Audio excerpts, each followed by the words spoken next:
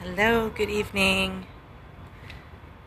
Hey everyone, welcome. So, this is Christia Horde. I am checking in from Nashville, Tennessee. I am here on a business trip from today through Sunday. And for those of you who have been following me, thank you very much. You know that I do a nightly pillow pep talk. Hi, how are you?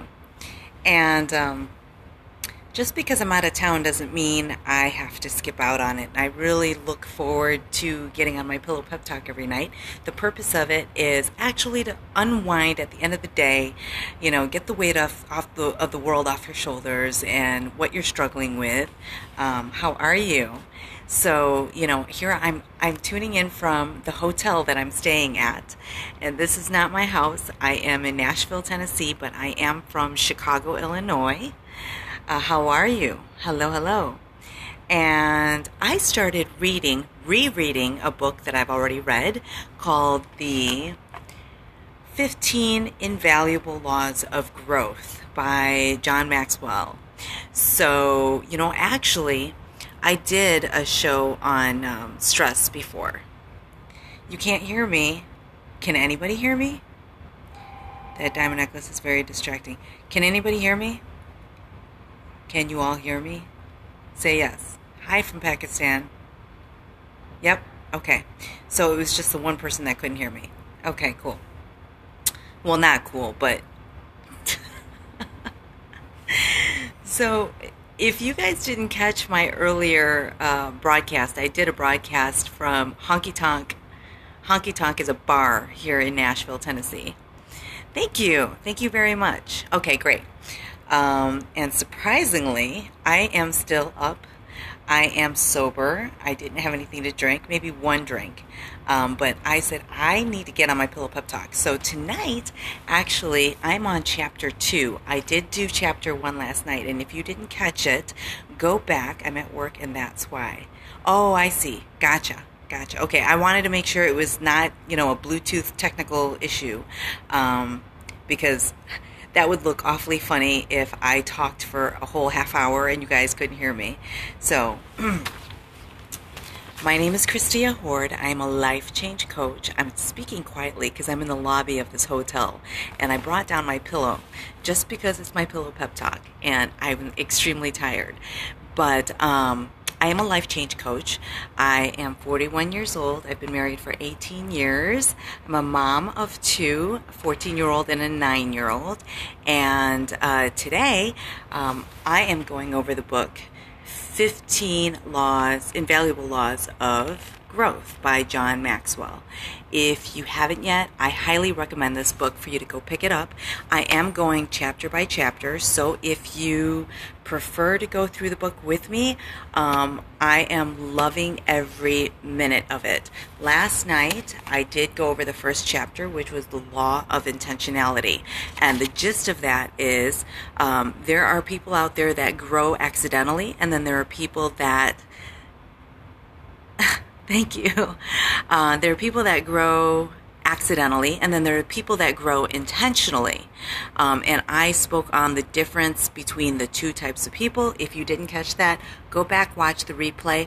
Oh, a very cool thing, too. Here's a cool tip. If you go to catch.me, that's with a K. Catch is with a K. Catch.me/Christia Horde. You can now watch all of my scopes, both live and archived, from yesterday forward, because I just started using it yesterday. Was it today? I can't remember. Thank you. So not only that, but it captures all the hearts and all the comments. You can fast forward through the replay. It's brilliant. Catch.me/Christia Horde. So yesterday was the law of intentionality, and it was very eye-awakening to see, many times most people grow accidentally, whether they're put in a situation that's forcing them to grow, but to be intentional about it is what sets the successful people apart. Always do the thing to scare you. It helps you grow as a person. Absolutely. Catch.me/Christia Horde is free. So for those of you that broadcast regularly, you can go to catch.me and then log in. Once you log in, you're actually logging into your Twitter. You're going to give it authorization to access that and permission to automatically save your broadcast. It's brilliant. Must go and see you. Good. Yes, go see me. Go see me. But just because you can go see the replays, still come to the live show, okay? Because I enjoy talking to you guys. What is wrong with your lips? I don't know what's wrong with them. All right, so Chapter 2 is the Law of Awareness. I'm just going to go over the highlights because I don't think you want to hear me read a whole bunch of pages, but I just thought it was interesting, and I was able to apply it in my life. As the past 15 years, I've been a certified trainer, and I have been working with people for over 20 years. Thank you. You know, when I was little, when I was in grade school, kids used to make fun of my lips all the time. And now, guess what? Just hating. How many books do I read a day? I read like one per, I don't know. It usually takes me about a week to read one. I'm not huge on reading. I'm an audio person. I love to listen. I love to watch videos. But I'm going to go over this really quick for those of you that are taking the time out of your busy schedule because you want to hear this content. Okay? After that, I'm going to open up to questions. So bear with me because I want to focus on this, and then I want to talk to you guys for those of you that hang around, and I'm going to give you some more quick tips at the end. But I want to give you 10 questions for you to ask yourself to help you find your purpose and passion. And all of this stems from just being aware of who you are, where you've been, and where you want to go. In order to intentionally grow, you have to know where you've been, where you are, and where you want to go. Okay, so as a fitness coach, I've had people come to me quite often that say they want to lose weight, right? And then when I ask them, well, how much do you weigh now and what is your goal? You know, one of the most common answers I get is, I don't know how much I weigh and I don't want to look at the scale, but I want to lose weight. It's almost like saying, I don't know how much I earn, I don't know how much I spend, but I want to make a lot of money. In order to track your progress, you need to have some kind of a checking account where you're going to balance your checkbook and see expenses in, expenses out, right? You have to know where you were, where you are now, and where you want to go in order to reach your goals. It just makes sense. Now, that's not to say the scale is the end-all be-all. I'm not saying obsess over the numbers on the scale. It's just a tool. It's just another way to track your progress. Sure, there's a measuring tape. Measure yourself. Measure your. We want to calculate what your body fat percentage is. All right, but I'm just using that for illustration purposes. That as far as intentionally growing personally, you have to know where you've been, where you are now, and where you want to go. So there is a law of awareness. In order to move forward, you've got to know these things in order to measure your progress. Does that make sense? A lot of people don't even have a sense of direction. Hey, have you guys ever seen the movie 50 First Dates with Drew Barrymore and Adam Sandler? That movie is about her. The girl gets in a car accident, damages her brain, and she keeps reliving the same day over and over and over again. That's the day before her accident. She never remembers anything that happens after that. Even though she's fully physically recovered, she's not all there up here. And so they keep going on a first date. To her, it's a first date. The next day, she meets him all over again, even though to him, they've been dating for weeks or months. I don't know.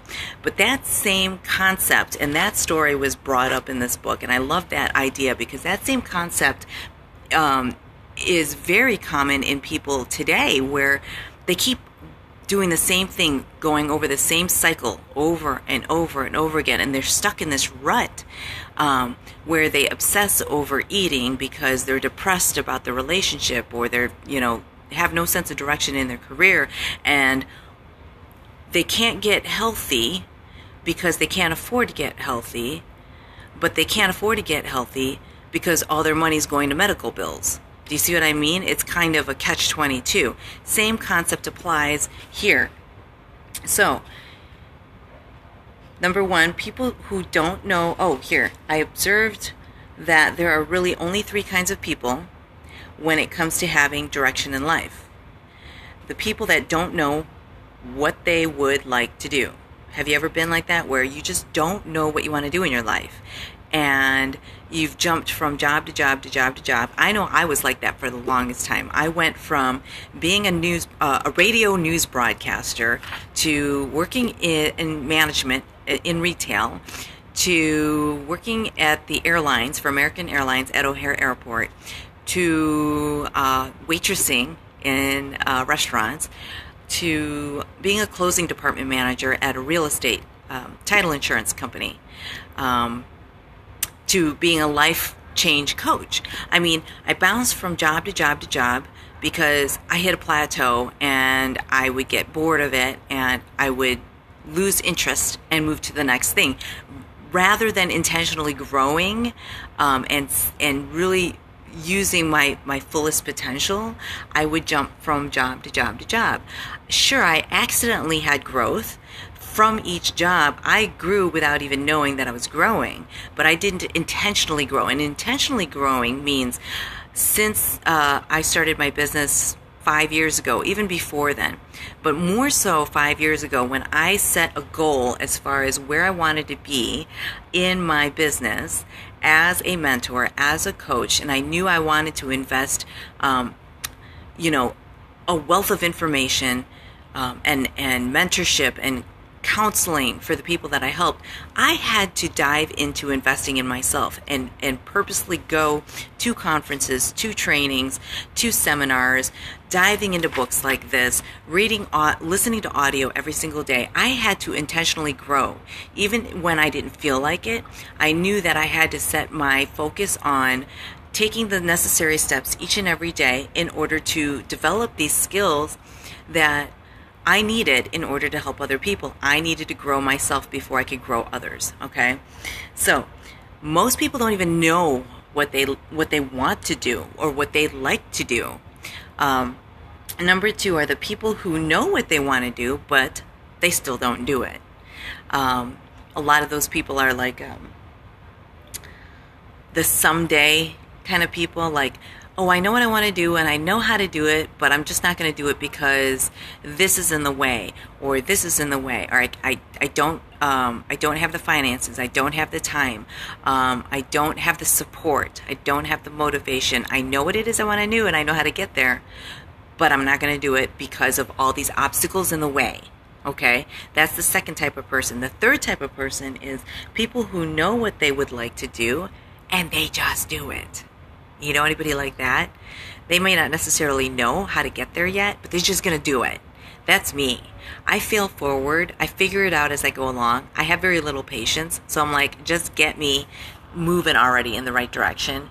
Point in the right direction and I'm going. Okay? So here are the 10 questions I would like for you to ask yourself in order to find your purpose and your passion. Ready? Got a piece of paper and a pen? Because you're probably going to need some time to think about each one, and I'm not going to give you that much time because we want to pump through these. Number 1, do you like what you're doing now? You got to be able to answer that question. Do you like what you're doing now? Most of the people that I meet are very unhappy in their lives because they don't like what they're doing.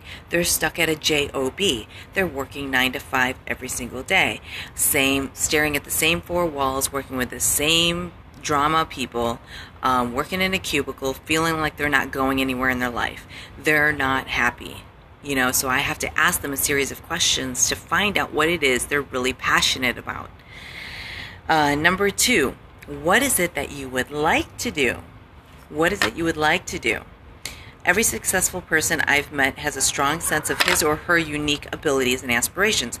They're leaders in their own lives and they dare to pursue their dreams on their own terms. That was said by TV journalist Maria Bartiromo. Okay? There's definitely a direct connection between finding your passion and reaching your potential. Do you believe that? Do you believe that? There's a direct connection. Hey, what's up, Ryan? There's a direct connection between finding your passion and reaching your full potential. A lot of times when people tell me they don't know what it is that they're meant to do or what their calling is in their life, it really is as simple as asking them, what is it that you wanted to be when you grew up? What is it that you were passionate about growing up? Tell me about the things in your life that made you come alive most when you were doing them.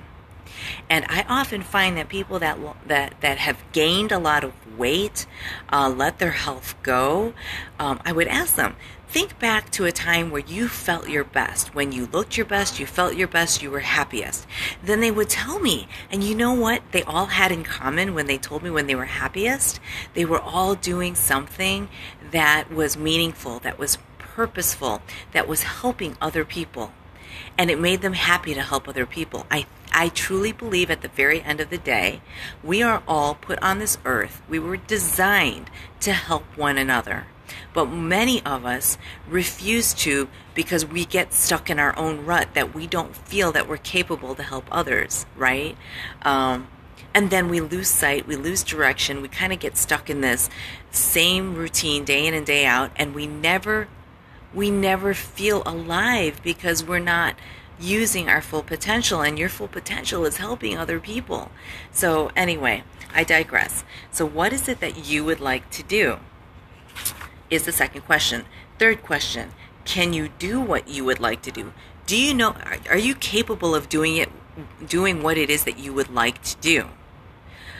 I remember, I think I was a teenager.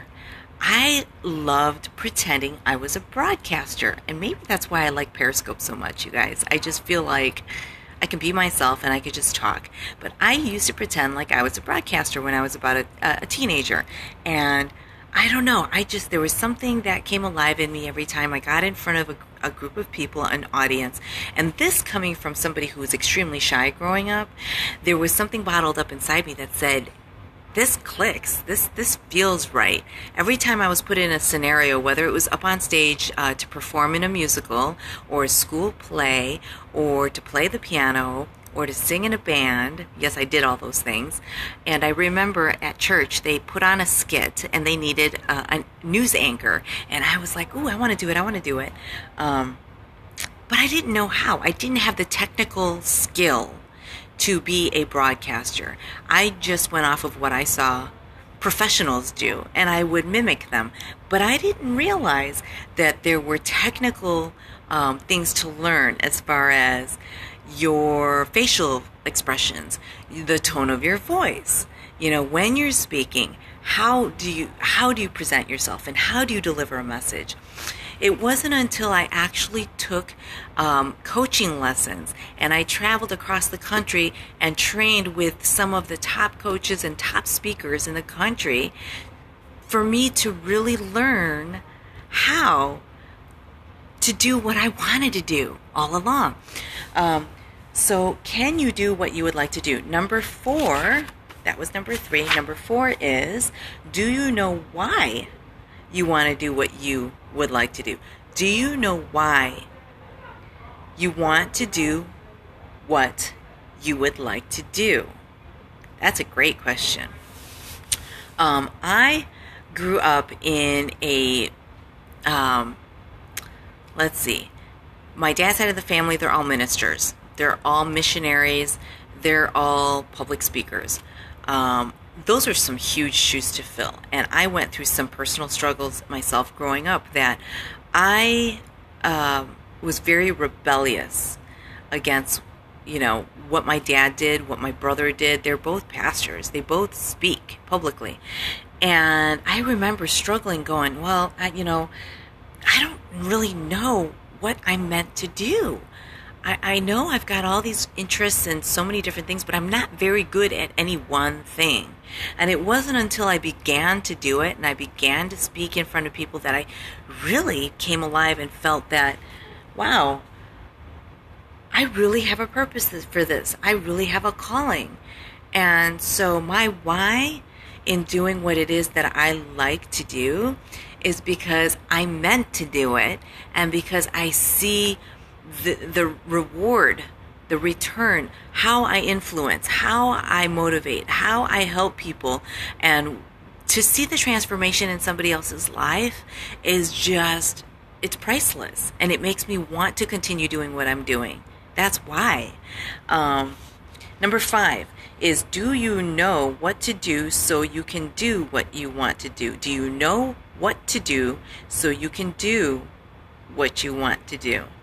Is that kind of confusing? To move from what you're doing now to what it is that you want to do, it's a process, you guys. It doesn't happen just overnight. I've had people join my team and want to coach and help people, but they don't know the first thing on how to do it, okay?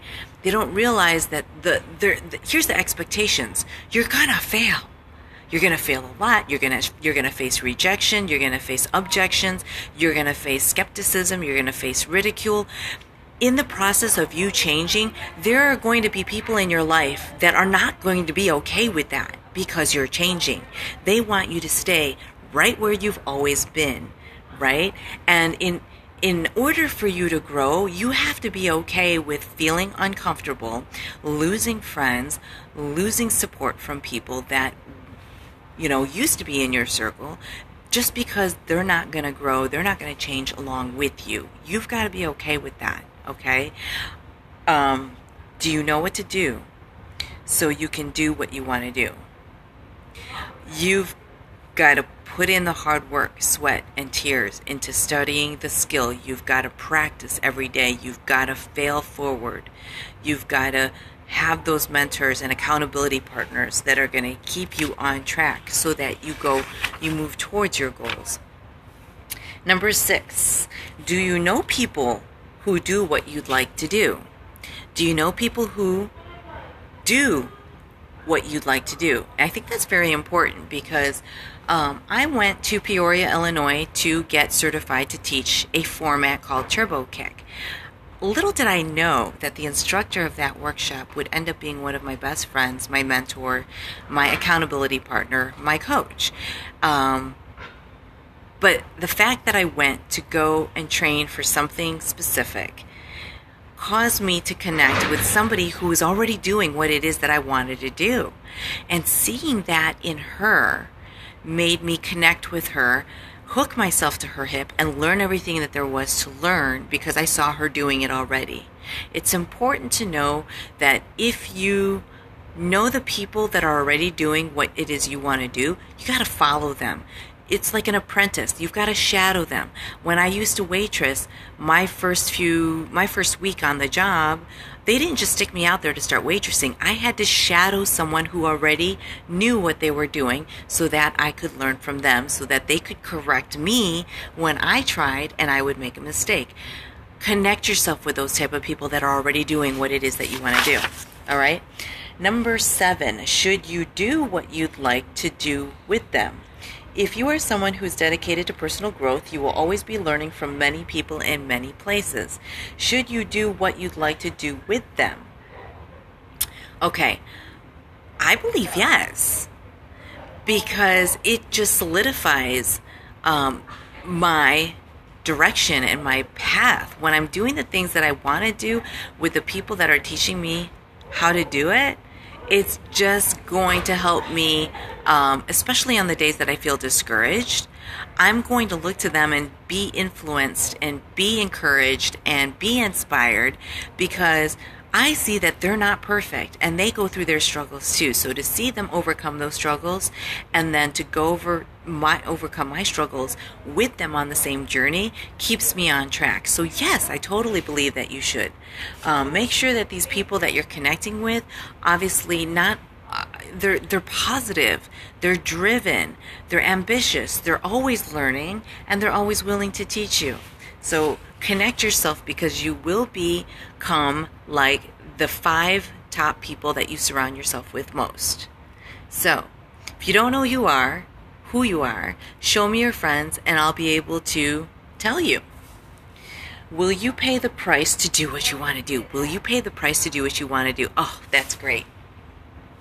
So that brings me back to, are you willing to invest in yourself to be able to grow and reach your goals? Are you willing to do that? And when people tell me that they want my help, but they try to cut corners, I'm going to be upfront with them and say, look, if you're not willing to invest in yourself, then I'm going to tell you right now, your chances of succeeding are much smaller than the person willing to invest in themselves, because there's no risk.